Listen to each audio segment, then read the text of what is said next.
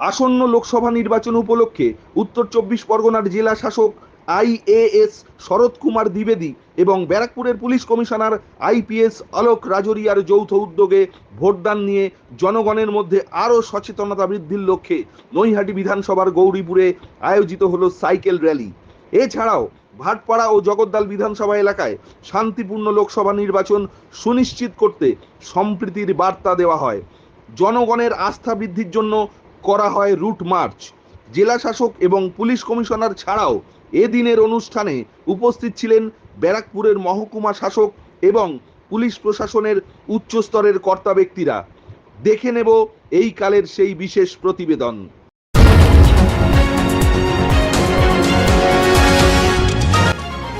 আপনারা দেখছেন এইকাল.in, সঙ্গে থাকুন, ভরসা রাখুন।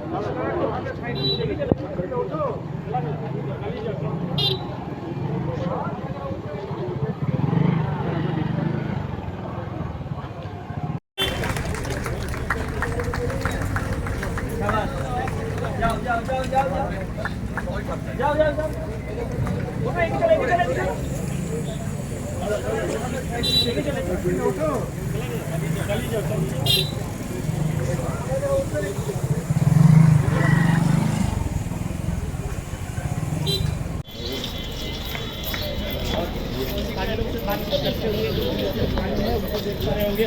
पुलिस कमिश्नर भी इस रूट मार्च में शामिल है। स्थानीय लोगों को ব্যারাকপুর থেকে শোভনলাল রাহার প্রতিবেদন, এই কাল।